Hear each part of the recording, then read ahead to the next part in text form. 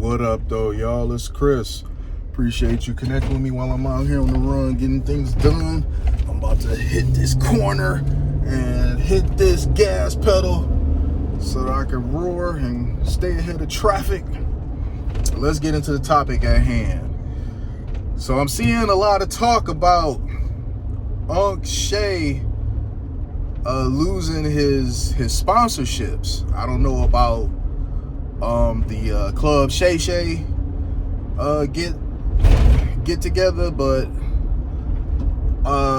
Nightcap though, I'm seeing Nightcap, the examples that they're showing certainly shows he's lost some sponsorships there, or they on pause, something of the like. I seen one picture from like a week ago where he had the Boost Mobile LED sign behind him and behind Ocho as well.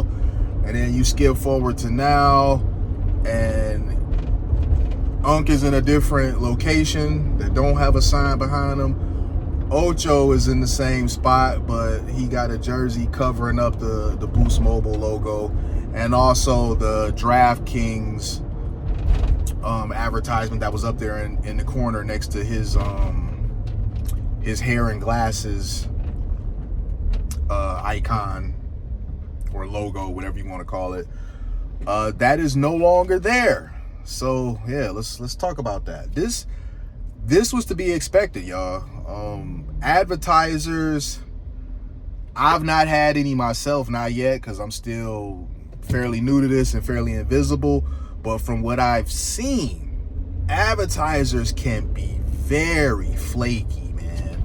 And they will pull out for just some trolls calling and complaining about you, saying this or that. I've seen it plenty from different content creators that I've watched over the years. They'll have some haters, some trolls. They'll send emails to their sponsor or call them a bunch, say you're this and you're that, and they will drop you behind that, which I think is crazy. So yeah, advertisers, sponsorships, they're very flaky. They'll drop you over goofy stuff. Some of them anyway. Some will go ahead and be like, whatever, we're not trying to hear that, it's just trolls. Some of them understands it's just trolls, but some is like, we just can't afford to be attached to somebody that even got haters like this. So if they'll drop you over some silly stuff, something like this that Unc Shay dealing with, yeah, man, they gotta pull out. Right now, he's kind of nuclear. He's a bit bad for business. You got 2 audio clips out there of him talking about choking a woman, and this is behind the SA lawsuit. It's just not a good look for him right now, man. The girl is young. Just the whole optics of everything look bad. The girl is young. There's been other women coming out talking about he did something to them. The text messages, I'm sure that the advertisers saw that, and that probably didn't help either. Honestly, whoever his lawyer is, I think he should fire them, because I don't know why they would advise him to drop them text messages, man. Those text messages, in my opinion, did not help him at all. Those text messages just made him look like a freak.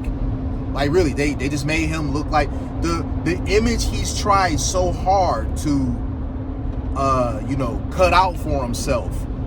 Releasing them text messages, it kind of shattered them. So he shot himself in the foot trying to, I guess, fight back against the allegations that old girl was saying. But all you did was show us that you the nasty dude that people was claiming that you were, man. So I don't know. But what I'm really wondering is where'd that $100 million podcast deal go? He was supposed to be signing that, which everybody pretty much, lover or hater of Unc Shay, everybody pretty much figured out that that's what this was really about. He was about to come into a huge bag, and now let's sue him for $50 million. I'm wondering what happened with that. I mean, that's probably gone. He ain't said anything about it. No one else in his circle or close to him has said anything about it, but that is probably gone. So it is what it is, man. When you don't protect yourself, these are the things that happen. It really sucks for him because he has worked decades to put himself in this position. So for it to be just some, silly 20-year-old OnlyFans thought to make everything that he's bust his butt building crumble like this is really tragic. But people have limited sympathy for him because, they like, hey, he put himself in this, and I do understand that. I do agree with that. For Unc to be as seasoned as he is, for him to be, somebody that's as well versed in the game as he would have us believe, it's like, bro, how did you allow yourself to fall into this? I mean, you got to make people sign NDAs, male or female, when you at this level, especially if you a freak at this level. Like, we done read some of the stuff and we done heard some other stuff about Unc Shay. He a freak, man. There's no getting around this. Dude is a freak. And I mean, nothing wrong being a freak, whatever. Do what you do, Unc. I ain't mad at you. But if you gonna be a freak at this level, the level you have displayed, bro, you gotta sign NDAs, man. They're like, really, how you could move like this, doing 100 BDSM sessions with a woman and you ain't had her sign no NDA is crazy to me, man. Sometimes people become victims of their own success. They get a little too big and they think because they're as big as they are, they've reached a point to where they're untouchable. The normal rules don't apply. But no, to a certain extent, you're more vulnerable than ever because you've got a lot to lose and they do not. This chick he was dealing with had nothing to lose. And her OnlyFans now, to my understanding, is popping. She done gained a ton of social media followers. She done gained a ton of OF subscribers. And the funny thing is that Unc Shay is who did this for her. Because she was a Jane Doe.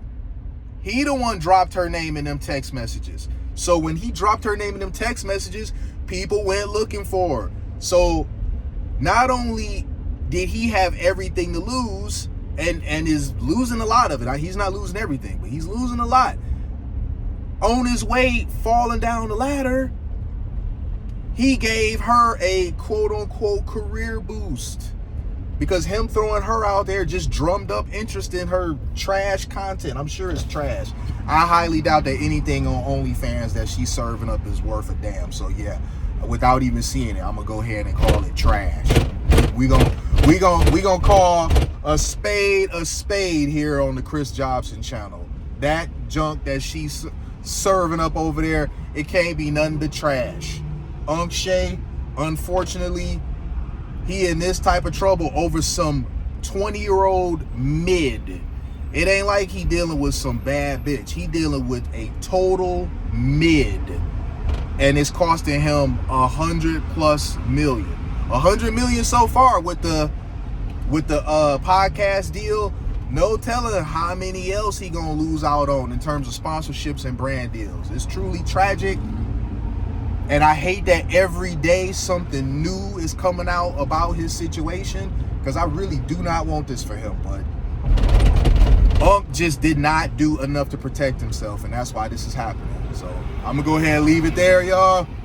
Give me that subscribe if you like what I'm doing here. Give me them thumbs up if you like what I'm doing here. I'm gonna holler at y'all soon. Peace.